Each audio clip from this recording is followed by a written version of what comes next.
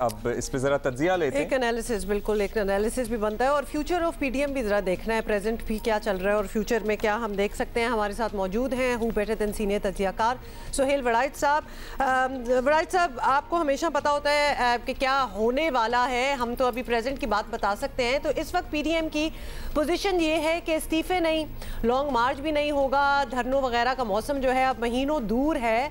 आप समझते हैं कि अपोजिशन की जानिब से अब हुकूमत को बिल्कुल पुरसकून रहना चाहिए, ये खतरा ख़त्म ना भी हो? आई मीन टल तो गया फॉर नाउ।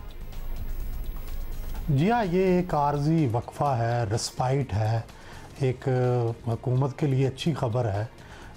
लेकिन ज़ाहिर है ये ख़तरा मुकम्मल तौर पर नहीं टला, मुलतवी हुआ है। और मुलतवी होने का मतलब होता है कि ये कभी भी दोबारा अपोजिशन वालों को होश आ सकती है और वो इकट्ठे हो सकते हैं। लेकिन फ़िलहाल ये खुशखबरी है हुकूमत के लिए भी, लोगों के लिए भी। कोरोना भी है, ऐसे में इस तरह के इत्तेमाद होने भी नहीं चाहिए।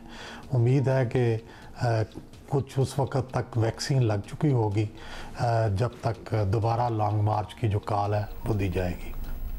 अच्छा जी, मुलतवी हुआ है। अब वड़ाइच साहब, पीडीएम के हालिया तनाव की वजह एक ये भी बताई जा रही है, वैसे कायरा साहब तो कह रहे थे कि एक्शन का रिएक्शन था, लेकिन ज़्यादा वजह रिपोर्ट हुई वो यही थी कि जरदारी साहब ने मियां नवाज शरीफ की वापसी की बात करती। तो अगर तहरीक की कामयाबी के लिए जरदारी साहब का ये मुतालबा है तो क्या ये नाजायज़ बात है? मियाँ साहब को वापस आकर फिर प्रॉबेबली शायद वाकई स्ट्रगल में हिस्सा लेना चाहिए बाकी सबके साथ। मेरा ख्याल है कि तलखी में बातें कुछ ऐसी हो जाती हैं जिनके से तकलीफ़ होती है। जो जरदारी साहब ने बात की है, डेफिनेटली इससे नून लीग को तकलीफ़ हुई होगी, क्योंकि वो समझते हैं कि यहाँ मियाँ साहब की जान को ख़तरा था, वो जेल से बड़ी मुश्किल से गए हैं और वहाँ वो कंफर्टेबल इलाज की ज़िंदगी गुजार रहे हैं। उनको दोबारा बुला के जेल के अंदर डालना या नैब की कैद में डालना, ये कोई मुनासिब ज़ाहिर है नून को नहीं लगा।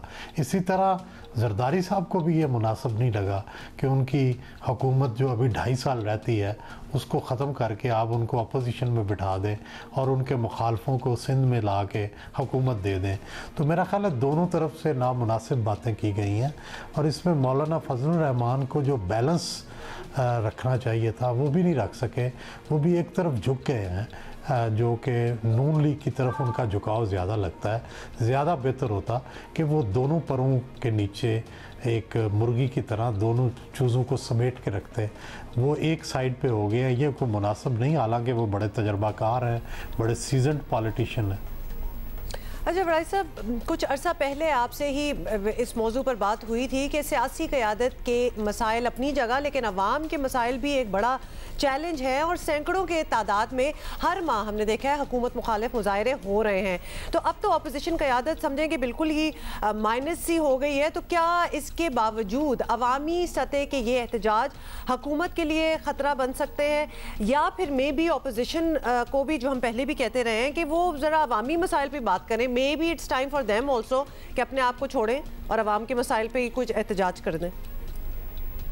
देखिए, महंगाई जो है वो अब भी बहुत बड़ा ख़तरा है। बुनियादी बात है कि ठीक है सियासत ना भी हो, पीडीएम जो है वो बेअसर भी हो जाए, लेकिन हर घर के अंदर जो तकलीफ़ है, लोगों को महंगाई की जो तकलीफ़ हो रही है वो तो लोग बर्दाश्त कर रहे हैं। हमने देखा था जरदारी साहब के ज़माने में कोई मुजाहरे नहीं हुए थे, लेकिन लोड शेडिंग की वजह से लोग तंग आ गए थे और उनके ख़िलाफ़ जो है लोगों ने पंजाब में वोटिंग की थी। तो इसलिए अब भी अगर महंगाई का ज़ोर ना टूटा या हुकूमत ने कोई इस हवाले से कामयाब पॉलिसी ना बनाई तो तहरीक इंसाफ का अगला इलेक्शन जीतना बड़ा मुश्किल हो जाएगा। बहुत शुक्रिया सुहेल वड़ाइच साहब, आपने हमें वक्त दिया।